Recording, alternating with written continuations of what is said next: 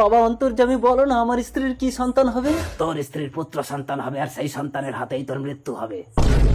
আমাকে মেরো না রজত, আমি কথা দিচ্ছি এই বাচ্চা জন্মানোর সাথে সাথে আমি জঙ্গলে গিয়ে পুঁতে দিয়ে আসবো। কনক, একটু সহ্য কর, আমি দাইমাকে ডেকে আনছি। এই নাও 500 টাকা, ওর মায়ের জ্ঞান ফেরার আগে বাচ্চাটাকে জঙ্গলে নিয়ে গিয়ে পুঁতে দাও। এই অসম্ভব। বাবা বাঁচলাম। চোখ খোলো কনক। বিধির লিখন কেউ খণ্ডাতে পারে না রজত। তার মানে এর পরেও যদি আমি কোনো সন্তান নেই, সেই সন্তানের হাতেই আমার মৃত্যু হবে? ঠিক আছে, আমি কোনোদিনই সন্তান নেব না। সময়কে বেঁধে রাখার সাধ্য কারণে না না, আমি মরতে চাই না। 12 বছর পর। গোরাটু কি ধাপ্পা। মা 12 বছর ধরে আমাকে বস্তায় ঢুকে রেখেছো কেন? জঙ্গলে বাঘ আছে, বেরোবি না গোরা। যেখানে বাঘের ভয় সেখানে সন্দেহ। রজত বাবু আপনি? দাই বুড়ি টাকা নিয়ে বেইমানে।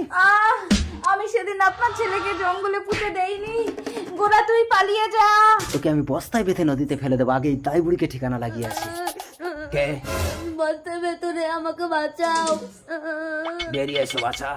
তুমি কে? আমি অন্তর্যামী। এই নে, এই টাকাগুলো নিয়ে তুই তোর আসল মায়ের কাছে চলে যা। আমার আসল মা কে? আমি বস্তায় ঢুকে গেলে বস্তার মুখটা বেঁধে আমার নাম স্মরণ করতে করতে চলে যা, ঠিক পৌঁছে যাবি। তাহলে ওই লোকটা তোমাকে তো জলে ফেলে মেরে দেবে। আমার মৃত্যু নেই বাছা। বুড়িকে ঠিকানা লাগিয়ে আসলাম, এবার বাচ্চাকে বস্তা সমেত নিয়ে গিয়ে নদীতে ফেলে দেবো। বাচ্চার হাতে আমার নাকি মৃত্যু হবে। তুই আমার সন্তান, এত বড় হয়ে গেছিস বাবা। এ বাচ্চা এখানে কি করে এলো? একে তো আমি এক্ষুনি নদীতে ফেলে দিয়ে আসলাম।